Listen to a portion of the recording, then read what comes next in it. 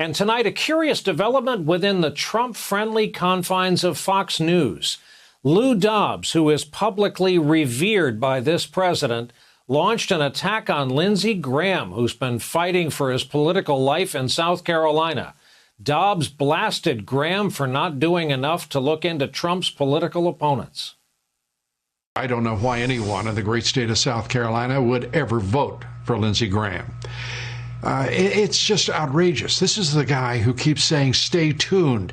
He said he was going to get to the bottom of Obamagate with the Judiciary Committee, which has been a year and a half, actually longer, of absolute inert response to these pressing issues of our day. Graham has betrayed President Trump at almost every turn.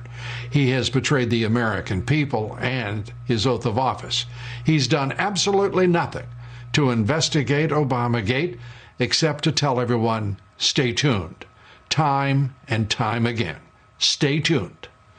Senator Graham needs to be tuned out in South Carolina.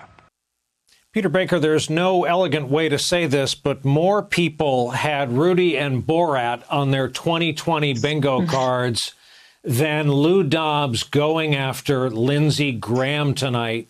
Engage, if you must, in rampant political speculation. What do you think is going on there?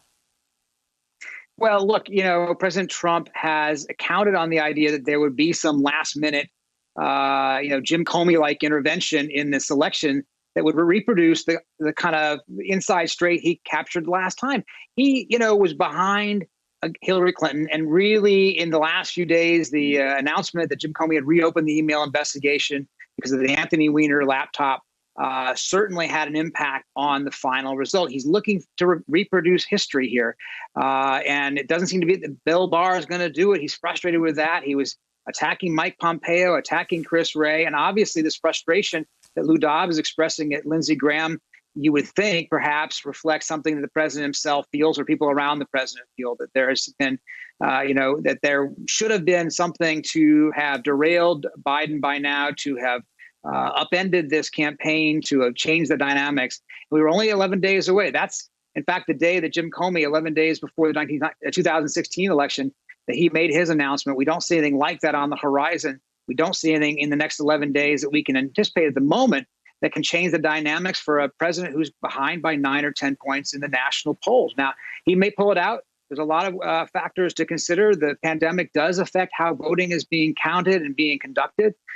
We don't know if the polls are any more accurate in the state level than they were last time. The national polls were accurate, and they seem to be, at a place right now where the president is desperately looking for any magic bullet that will help him overcome this deficit he's facing in the next 11 days.